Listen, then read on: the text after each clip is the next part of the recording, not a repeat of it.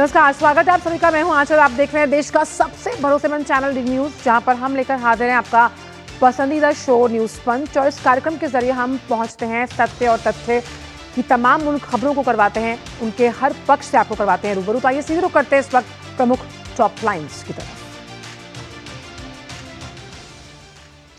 और सबसे पहले टॉप लाइन्स में बात करेंगे कि किस तरह से जो मास्टरमाइंड है, यानी कि जब हम व्हाइट कॉलर टेररिज्म की बात करते हैं, उसके मॉड्यूल को आगे ले जाने वाला जो मास्टरमाइंड था, उसके घर पहुंच गई है एनआईए। तो इस बड़ी खबर पर होगी विस्तार के साथ चर्चा। कैसे श्रीलंका के लिए मददगार साबित हो रहा है भारत ऑपरेशन सागर बंधु के तहत, इस पर भी करेंगे हम चर्चा। और वहीं कोई तो रोक लो, यानी रोके ना रुके टीम इंडिया, कैसे जीत का परचम लहराया गया है टीम इंडिया द्वारा साउथ अफ्रीका को मात देकर, इस पर भी करेंगे बात हम पंच में। तो आइए लेकिन सबसे पहले शुरुआत करते हैं यहां पर हम इन तमाम टॉप लाइंस में। जो सबसे पहली टॉप लाइन है, यानी कि दिल्ली ब्लास्ट से जुड़े इस बड़े अपडेट के साथ।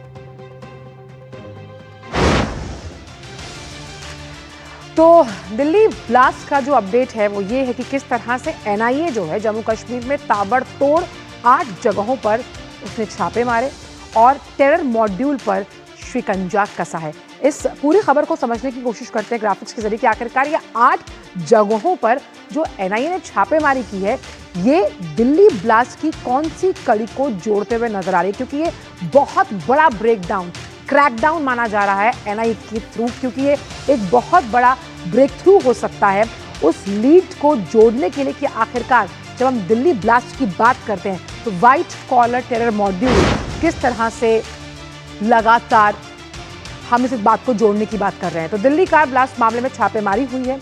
शोपियां की अगर बात किया तो मौलवी इरफान के घर एनआईए ने छापे मारे हैं, और ये सारे छापे जो हैं वो दिल्ली जो कार ब्लास्ट है उससे जुड़े हुए बताए जा रहे हैं।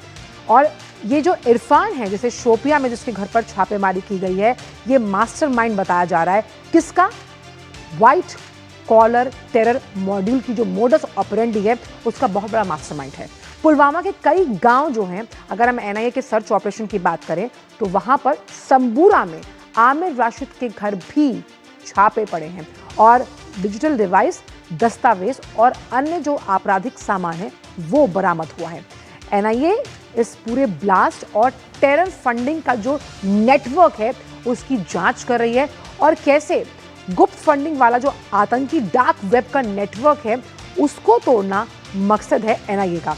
ये बड़ी कामयाबी, बड़ी उपलब्धि हम मान सकते हैं एनआईए की। तो आइए सीधे रुक करते हैं हमारे संवाददाता शब्बीर डर का। शब्बीर, जो ये 8 जगहों पर छापेमारी चल रही है, इसकी चर्चा हम सुबह भी कर रहे थे, कितना बड़ा ब्रेक थ्रू है एनआईए के लिए ये दिल्ली ब्लास्ट केस से जुड़ा हुआ? ये बिल्कुल, ये निश्चित तौर पर एक बड़ा ब्रेक थ्रू है जो एक इन्वेस्टिगेशन चल रही है दिल्ली ब्लास्ट के ऊपर के चलते। तो जो मौलवी इरफान है जिसके घर में आज सवेरे जो है रेड्स हुई है और वहाँ पे कुछ दस्तावेज और कुछ डिजिटल इक्विपमेंट इसको भी बरामद किया गया है। तो मौलवी इरफान जो है इसको एक मास्टरमाइंड के तौर माना जाता है, क्योंकि इसी वही एक बंदा है जिसने रेडिकलाइजेशन और रिक्रूटमेंट जो है इस व्हाइट कॉलर टेरर मॉड्यूल के पीछे जो इसका एक मेन रोल है। तो उसके घर में छापा डालना और उसके साथ साथ पुलवामा, शोपियां और कुलगाम के कई इलाकों में जितने भी लोग हैं उनके घरों में छापेमारी की गई है आज सवेरे से। और एनआईए की टीम जो है और यहाँ के लोकल पुलिस और बाकी सुरक्षा एजेंसियों के सहयोग से जो ये छापेमारी हो रही है, ये निश्चित तौर पर एक बड़ी डेवलपमेंट मानी जाती है इस जो है इन्वेस्टिगेशन, जो दिल्ली ब्लास्ट का इन्वेस्टिगेशन में है, क्योंकि इससे जो है वो लिंक जोड़े जाएंगे कि किस तरह से ये मॉड्यूल जो है एक उसको बनाया गया और किस तरह से जो उन्होंने एक जो दिल्ली में जो ब्लास्ट हुआ है। क्योंकि कोऑर्डिनेटेड रिपोर्ट्स के साथ आज जो ये छापेमारी हो रही है कहीं 8 से 10 जगहों पे, तो अभी जब हम बात करें तो अभी कई जगहों पे छापेमारी अभी जारी है। कुछ लोगों को हिरासत में भी लिया गया है जिनसे पूछताछ की जा रही है, लेकिन जो एजेंसीज है, जो नेशनल इन्वेस्टिगेशन एजेंसी है, जिन्होंने अपने हाथों ये इन्वेस्टिगेशन ली है और इसके तहत पहुंचने के लिए, इस तरह मॉड्यूल के तहत जाहिर सी बात है कि एनआईए के लिए चुनौती है इस कड़ी को कड़ी से जोड़ना, और क्योंकि लगातार हम वाइट कॉलर टेररिज्म की बात कर रहे हैं, आखिरकार ये मॉड्यूल किस तरह से काम करता है, क्योंकि हम जानते हैं कि सफ़ेद पोशों पर शक करना थोड़ा मुश्किल होता है और इसी मॉड्यूल का फायदा उठाते हैं आतंकी अपनी नापाक हरकतों को अंजाम देने के लिए। जी बिल्कुल, ये एक बड़ा चैलेंज है इन्वेस्टिगेशन एजेंसीज के लिए, क्योंकि पहली बार ऐसा एक मॉड्यूल सामने आया है जम्मू एंड कश्मीर में जिसमें पढ़े लिखे लोग हैं, डॉक्टर्स हैं, इंजीनियर्स हैं, और किस तरह से इनको रेडिकलाइज किया गया है और किस तरह से इनको इतना सहयोग दिया गया है। कहीं फॉरेन एजेंसीज या फॉरेन कंट्रीज का इसमें रोल हो सकता है। उन सब चीज़ों के चलते इन्वेस्टिगेशन जारी है, और अभी क्योंकि कोई ऑफिशियल स्टेटमेंट नहीं आया इस बारे में कि क्या क्या वहाँ पे मटेरियल बरामद हुआ है, क्या उनसे इक्विपमेंट्स बरामद हुए हैं, लेकिन अभी तक जो प्रिलिमिनरी जो इन्फॉर्मेशन है कि कुछ डिजिटल इक्विपमेंट्स। इसमें एक चीज़ और है, क्योंकि यहाँ पर आतंकियों को जब हम उनकी नापाक हरकतों को वो अंजाम देते हैं उसके लिए पैसा चाहिए, तो इस वित्तीय फंडिंग को यानी इस मनी ट्रेल को किस तरह से ट्रैक कर रही है एनआईए? जी बिल्कुल, वो एक बड़ा मुद्दा है, इस बड़ा पॉइंट है इस चीज़ का कि जो फाइनेंशियल एंगल है, जो फाइनेंशियल ट्रांजैक्शन है, वो किस तरह से वहाँ पे इन्होंने जो कोलैबोरेट किया है और किस तरह से वो जो फाइनेंशियल, क्योंकि जो प्रिलिमिनरी इन्वेस्टिगेशन है कि जो ये वाइट कॉलर मॉड्यूल है जो उसमें प्रोफेशनल्स लोग जुड़े हैं, कहीं ये भी पता जाता है कि उन्होंने अपने और पे तौर से भी इसमें फंडिंग का जो है वो किया है, लेकिन इसमें ये चीज़ बिल्कुल नजरअंदाज नहीं किया जा सकता है कि इसमें निश्चित तौर पर कुछ फॉरेन एजेंसीज, फॉरेन जो पावर्स है वो भी इसमें इन्वॉल्व होंगे, और इसीलिए जो देश की सबसे बड़ी इन्वेस्टिगेशन एजेंसी है, नेशनल इन्वेस्टिगेशन एजेंसी, वो इस तक पहुंचने के लिए लगी हुई है। बहुत अहम बात आप कह रही हैं, छापे अभी भी जारी हैं, और ये छापे जो जारी हैं तो दबिश भी पक्की होगी, और इस धरपकड़ होने से तमाम कई ऐसे राज है जिनसे पर्दा उठेगा और दिल्ली ब्लास्ट की कलई खुलती हुई नजर आएगी इस पूरे मामले की अगर हम बात करें तो। बहुत बहुत शुक्रिया शब्बीर इन तमाम जानकारी को हमसे साझा करने के लिए। वक्त एक ब्रेक का, ब्रेक के उस पार आकर जानेंगे कि आखिरकार किस तरह से विराट कोहली और रोहित शर्मा की पारी ने आखिरकार दिलाई भारत को जीत। जुड़े रहिए न्यूज पंच के साथ।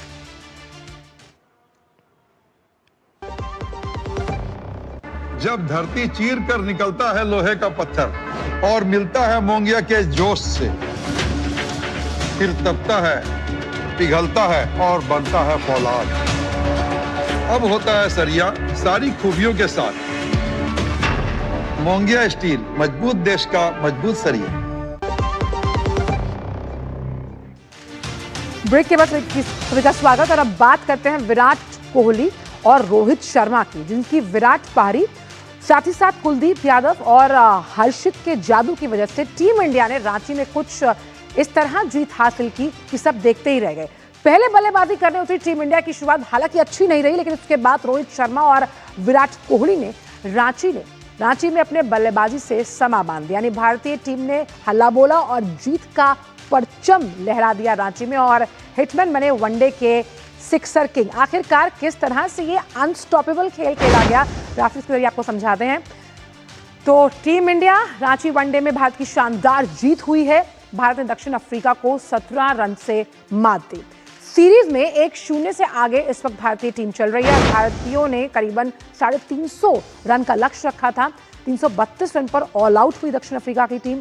कुलदीप ने 4, हर्षित राणा ने झटके 3 अहम विकेट, और कोहली की तूफानी पारी की वजह से उन्हें दिया गया मैन ऑफ द मैच। तो आखिरकार रांची में गड्ढा किंग कोहली का बल्ला, और किस तरह से उन्होंने सचिन तेंदुलकर के भी एक रिकॉर्ड को तोड़ डाला। तो विराट कोहली का जो ये शतक है वो उनका 83वां अंतर्राष्ट्रीय शतक बताया जा रहा है।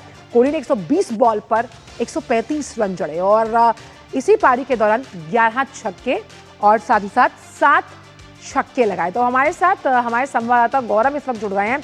गौरव, अब ये तो कह ही सकते हैं इस तूफानी पारी के बाद कोई तो रोक लो। बिल्कुल, देखिए जिस तरह के आलोचकों ने सवाल उठाए थे, और खासतौर से जब इससे पहले की जो सीरीज थी, जो वनडे सीरीज ऑस्ट्रेलिया के अगेंस्ट में थी, वो सीरीज जो थी वो विराट कोहली के लिए बहुत अच्छी नहीं रही थी। 2 पारियों में उनको 0 पे आउट होना पड़ा था। उसके बाद हालांकि वो अनबीटन रहे थे लास्ट मैच में 70 रन बना करके, लेकिन फिर भी काफी सवाल थे कि क्या अब इनका समय हो चुका है, क्या इस तरह की जो बातें थी वो काफी जगह से आ रही थी। हालांकि कोई ऑफिशियली तौर से नहीं आ रही थी, लेकिन इस एक पारी ने कहीं ना कहीं विराट कोहली ने अपने सभी आलोचकों को एक करारा जवाब दिया है। और ये जवाब किसको है, ये हम सब भी जानते हैं कि किस तरह से किनको ये जवाब गया है।